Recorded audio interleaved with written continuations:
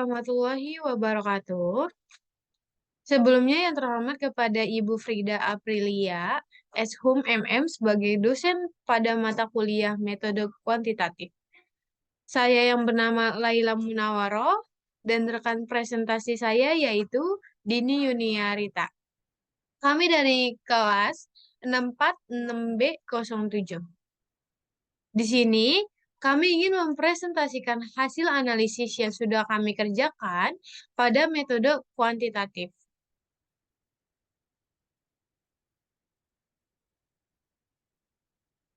Yang pertama, kita mempunyai kinerja karyawan. Yang kedua, kompensasi. Dan yang ketiga, beban kerja. Tujuan penelitian ini yaitu untuk mengetahui kinerja karyawan pada perusahaan, untuk mengetahui kompensasi pada perusahaan, dan untuk mengetahui beban kerja pada perusahaan. Berikut adalah tabel kinerja karyawan dengan responden 30 dan jawaban 9. Kriteria. Yang kedua ada tabel kompensasi dengan responden masih 30 dan jawaban kriterianya 9. Yang ketiga yaitu tabel beban kerja dengan responden 30 dan kriteria jawabannya yaitu 6.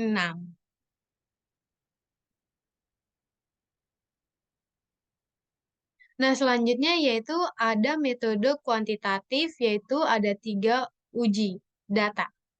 Yang pertama ada uji validitas. Uji validitas adalah uji yang digunakan untuk menunjukkan sejauh mana alat ukur yang digunakan dalam suatu mengukur apa yang diukur. Setelah melewati uji validitas, kita akan menuju uji reliabilitas. Untuk mengetahui apakah alat pengumpul data menunjukkan tingkat ketepatan, keakuratan, kestabilan, atau konsistensi alat dalam mengungkap gejala tertentu pada waktu yang berbeda. Setelah melewati validitas dan reliabilitas, kita akan menuju ke uji regresi linear berganda, yaitu untuk mengukur pengaruh antara lebih dari satu variabel prediktor atau variabel bebas terhadap variabel terikat. Uji regresi linear berganda yaitu ada 2, yaitu uji koefisien, korelasi parsial. Yang kedua, uji koefisien determinasi simultan. Nah, selanjutnya kita akan memasuki langkah-langkah dari metode kuantitatif seperti tadi. Yang pertama, kita akan mencoba uji validitas data. Dari variabel yang sudah ada, yaitu yang pertama akan kita kerjakan yaitu variabel kinerja karyawan. Pertama, variabelnya kita copy ke aplikasi SPSS.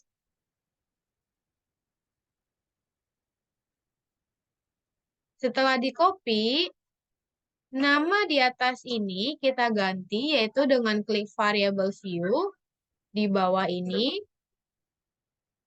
Dan kita ganti dengan X1.1 dan seterusnya.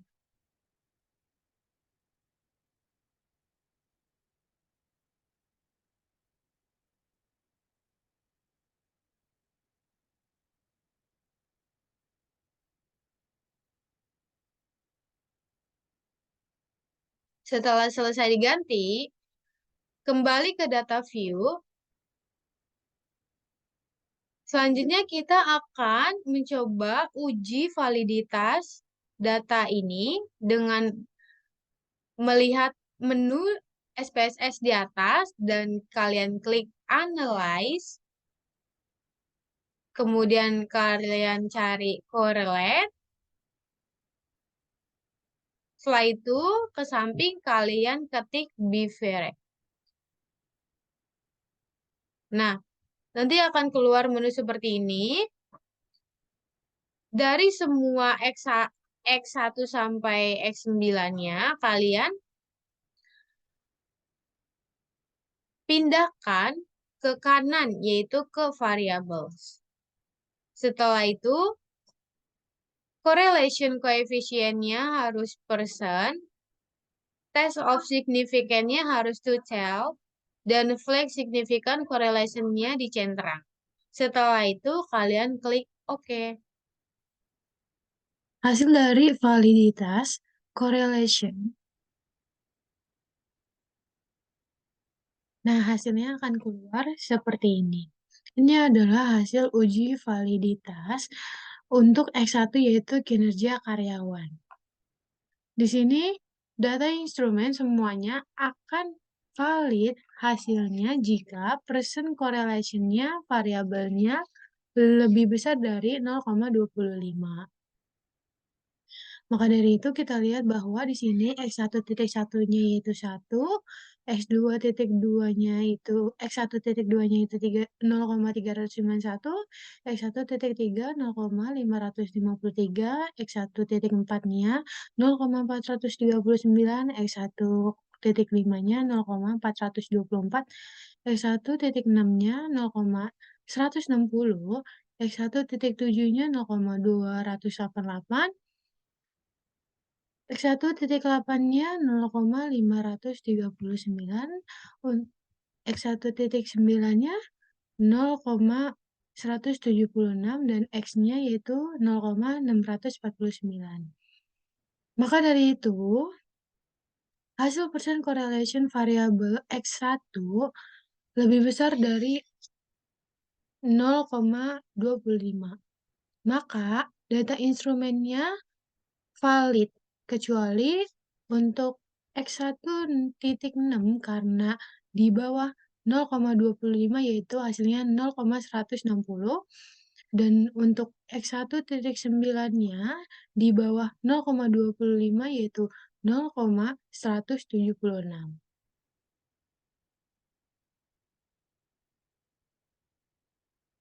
Nah, selanjutnya untuk mengerjakan uji validitas pada X2 yaitu kompensasi. Seperti langkah seperti tadi, yaitu kita copy variabelnya. Setelah itu klik variable view dan kita ganti dengan X2. X2.1 dan seterusnya.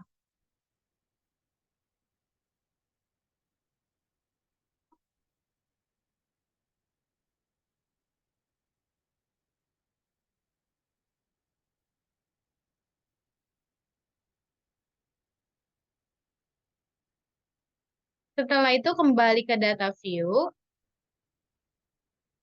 Kita klik analyze, kemudian correlate, beverage.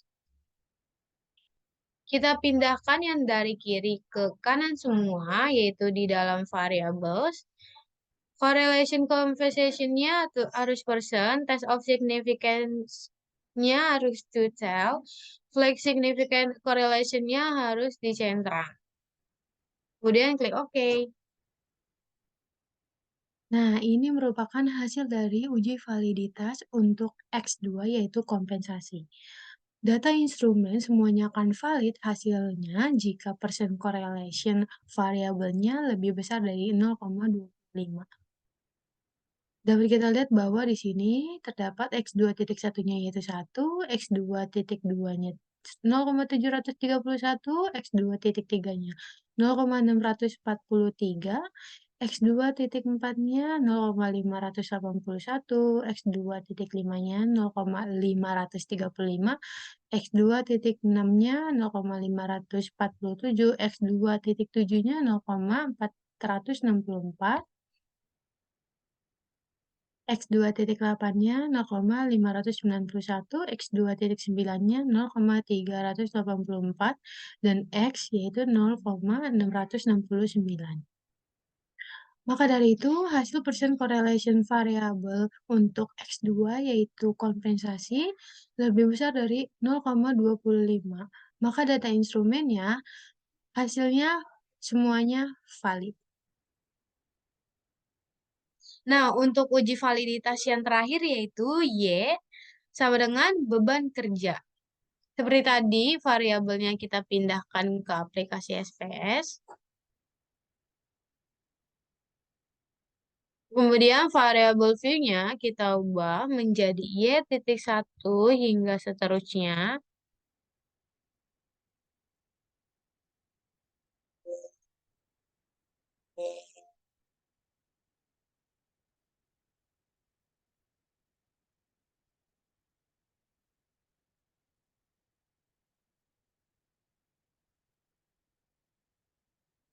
Setelah itu kembali ke data view, klik analyze seperti tadi, correlate, biframe, kemudian kita pindahkan semuanya ke variabel kanan. Correlate conversation-nya persen, test of significance-nya to tell, dan central untuk flag significant correlation. Kemudian kalian klik OK. Nah, ini sudah keluar hasil uji validitas untuk Y sama dengan beban kerja. Data instrumen semuanya akan valid, hasilnya jika percent correlation variabelnya lebih besar dari 0,25. Maka kita bisa lihat bahwa Y1-nya yaitu 1, Y2-nya yaitu 0,616, Y3-nya 0,354, Y4-nya minus 0,19, Y5-nya yaitu 0,505, Y6-nya yaitu 0,400, dan Y sama dengan 0,710. Maka dari itu, hasil persen correlation variable untuk Y yaitu beban kerja lebih besar dari 0,25, maka data instrumennya valid kecuali untuk Y.4 yaitu hasilnya minus 0,19 karena di bawah dari 0,25.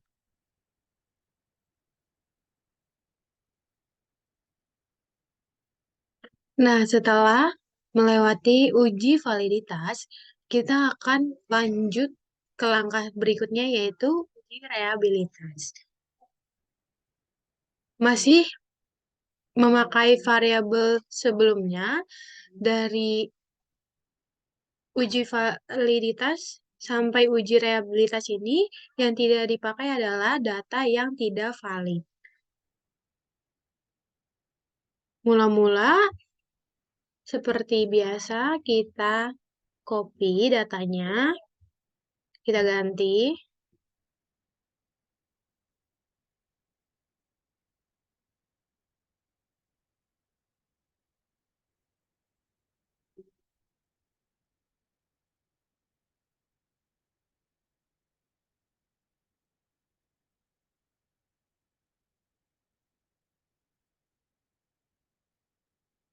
Nah, tadi data yang valid yaitu X1.6 dan X1.9. Jadi tidak dibawa di uji reliabilitas. Selanjutnya, klik Analyze, cari Scale, setelah itu Reliability Analyze. Semua X.1 sampai X.8 kita pindahkan ke kanan, terkecuali untuk X atau total tetap di kiri. Setelah itu klik statistik, descriptive for item, scale if item delete, kita centang, inter-item correlations, ANOVA table none. Setelah itu continue. Nah, modelnya yaitu alpha. Setelah itu klik OK. Nah, nanti akan keluar hasil reliability-nya, yaitu reliability statistik. Nilai koefisien reliabilitas yang terukur lebih besar dari sama dengan 0,60. Dari output uji reliabilitas menunjukkan nilai koefisien Cronbach alfanya dari item instrumen X1 atau kinerja karyawan sebesar 0,869. lebih besar sama dengan 0,60. Berarti semua item dalam X1 yaitu kinerja karyawan dapat dipercaya keandalannya. Nah, setelah itu kita akan melanjut uji reliabilitas pada X2 yaitu kompensasi. Seperti tadi, variabelnya kita copy ke aplikasi SPSS. Variabel view-nya kita ganti menjadi X2 titik 1 sampai titik berikutnya.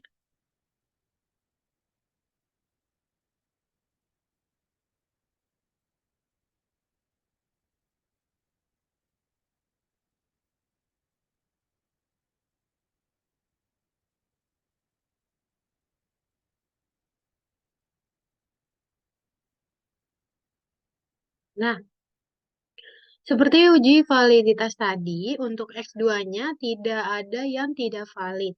Jadi, semua datanya, semua variabelnya kita ikut sertakan. Kemudian, kita klik Analyze, Scale, Reliability Analyze. Kemudian kita pindahkan X1 sampai X9-nya, terkecuali untuk total atau X.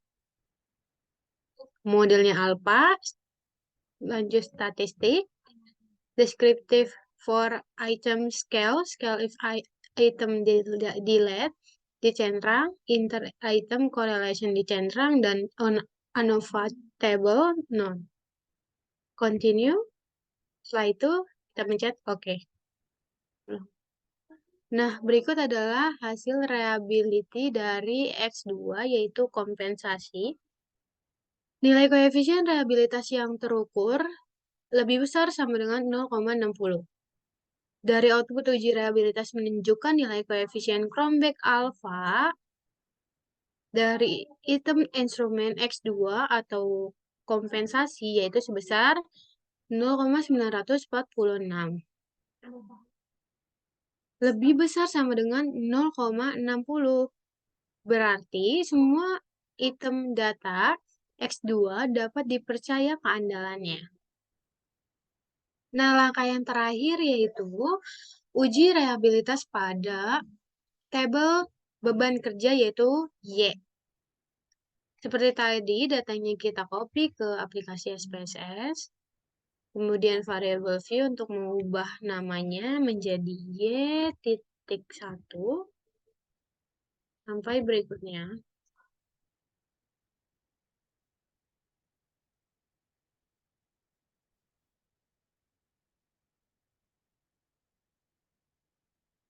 Setelah itu kembali kita pencet analyze, kemudian scale, reliability analyze, kemudian kita blok, kecuali untuk total yaitu Y, modelnya alpha, statistik, descriptive for item, scale, scale if item delete, inter item yaitu correlation dan ANOVA table-nya non. Kemudian continue, oke. Nah, ini adalah hasil uji reliabilitas untuk Y, yaitu beban kerja. Pada reliability statistik, nilai koefisien reliabilitas yang terukur lebih besar sama dengan 0,60. Dari output uji reliabilitas menunjukkan nilai koefisien Cronbach alpha dari item instrumen Y atau beban kerja yaitu sebesar 0,719. Lebih besar sama dengan 0,60. Berarti semua item data Y atau beban kerja dapat dipercaya keandalannya. Selanjutnya, saya Dini Yuniarita akan membahas regresi linier berganda. Pertama, kita harus melakukan input data regresi linier berganda, yaitu X1, X2, dan Y ke SPSS. Untuk X1 sendiri, yaitu tabulasi kinerja karyawan.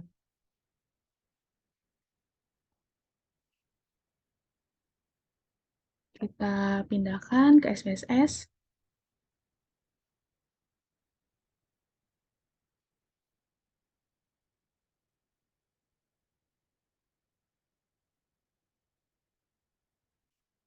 X2-nya tabulasi kompensasi.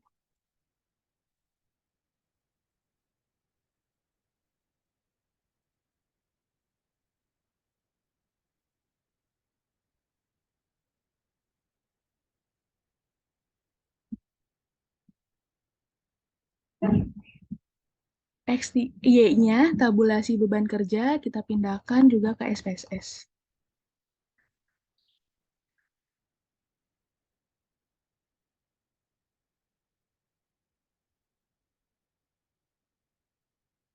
Kemudian kita mengganti nama variabelnya dengan mengklik variabel view dan diganti menjadi X1, X2, dan Y. Kembali ke data view. Nah, untuk menguji koefisien korelasi parsial 1, kita klik Analyze, kemudian Correlate, kemudian Bifrate. Kita blok variabel yang akan dianalisis, dan pindahkan ke sebelah kanan. Pastikan bahwa persennya tercentang, two-tilednya terklik, dan flag significant correlation-nya juga tercentang. Kemudian klik OK.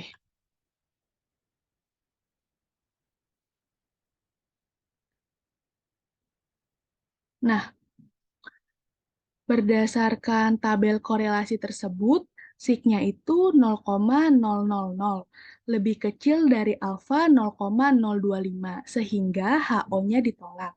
Kesimpulannya, terdapat hubungan yang signifikan secara parsial antara X1 dan Y. Dan berdasarkan tabel correlation dapat dilihat bahwa nilai korelasi antara X2 dan Y itu sebesar 0,766. Oke. Nah, untuk uji koefisien korelasi parsial 2 juga datanya masih sama dan keputusannya juga masih pakai data korelasi ini, bahwa berdasarkan tabel correlation tersebut, sig-nya itu 0,523, lebih besar dari alfa 0,025, sehingga HO-nya diterima. Kesimpulannya, tidak terdapat hubungan yang signifikan secara parsial antara X1 dan Y, dan berdasarkan tabel correlation dapat dilihat bahwa nilai korelasi antara X1 dan X dan Y itu sebesar 0,121. Tuh. Kita kembali lagi ke datanya, ke variabelnya. Nah, selanjutnya ada uji koefisien korelasi simultan. Datanya masih sama, yaitu X1, X2, dan Y. Untuk menguji koefisien korelasi simultan, kita klik Analyze, kemudian Regression, dan pilih Linear. Untuk Y, kita pindahkan ke Dependent, dan untuk X1 dan X2, kita pindahkan ke Independent. Kemudian kita klik Statistik, pastikan bahwa Estimate tercentang, Model Fit tercentang, dan R-Squared Change tercentang.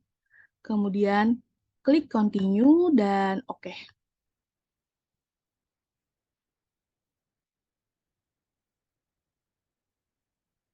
Nah, keputusannya, sig F change-nya itu 0,000, lebih kecil dari alfa 0,05, sehingga HO-nya ditolak. Kesimpulannya, terdapat hubungan yang signifikan secara simultan antara X1 dan X2 terhadap Y. Dan berdasarkan tabel model summary dapat dilihat bahwa nilai korelasi antara X1 dan X2 itu terhadap Y sebesar 0,768. Untuk uji koefisien determinasi simultan masih sama datanya. Dari sini keputusannya itu F change itu sama dengan F hitung. Nah, untuk F tabelnya itu alfa dikali K dikali DK, yaitu 0,05 dikali 2 dikali 27 hasilnya 2,7. Nah, di mana alpanya itu 0,05, K-nya itu 2 dari jumlah variabel bebas, dan DK-nya itu dari N dikurang K dikurang 1, yaitu 30, dikurang 2, dikurang 1, sama dengan 27. F hitungnya itu 19,436. Lebih besar dari F tabel, yaitu 2,7, sehingga HO-nya ditolak. Dan kesimpulannya, terdapat hubungan yang signifikan secara simultan antara X1 dan X2 terhadap Y. Dan berdasarkan tabel model summary ini, dapat dilihat bahwa nilai koefisien determinasi antara X1 dan X2 terhadap Y sebesar 0,590, atau X1 dan X2 itu memberikan kontribusi sebesar 59%. Selanjutnya, uji persamaan regresi berganda. Untuk uji persamaan regresi berganda ini, datanya masih sama, masih memakai variabel X1, X2, dan Y. Untuk mengujinya, kita pilih Analyze, kemudian Regression, dan Linear. Untuk Y-nya dipindahkan ke dependent, X1 dan X2-nya pindahkan ke independent, kemudian klik statistik. Pastikan bahwa estimate-nya tercentang, model fit-nya tercentang. Dan kita klik continue, lalu oke.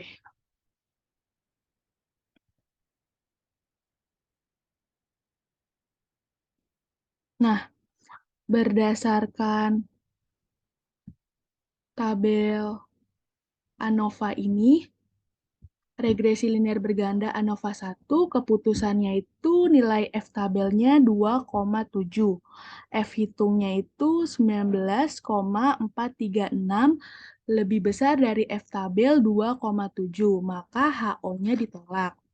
Kesimpulannya, persamaan regresi berganda yang terbentuk signifikan antara X1 dan X2 terhadap Y. Jadi, regresi bergandanya itu signifikan.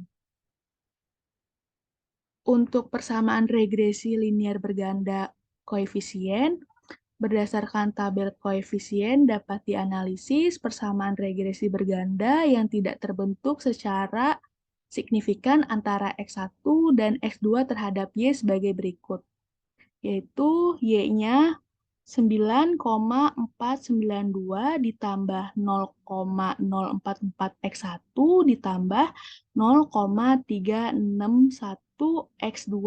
Sehingga berdasarkan persamaan regresi berganda yang terbentuk di atas dapat dianalisis sebagai berikut.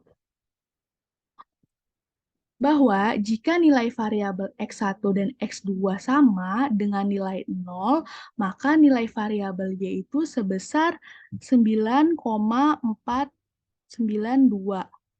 Dan jika nilai variabel X1 bertambah 1%, maka akan menaikkan nilai variabel Y sebesar 0,044, dan jika nilai variabel X2 bertambah 1%, maka akan menaikkan nilai variabel Y sebesar 0,361. Nah, sekian presentasi dari kelompok kami. Kurang lebihnya mohon maaf. Terima kasih semuanya yang telah menonton video ini.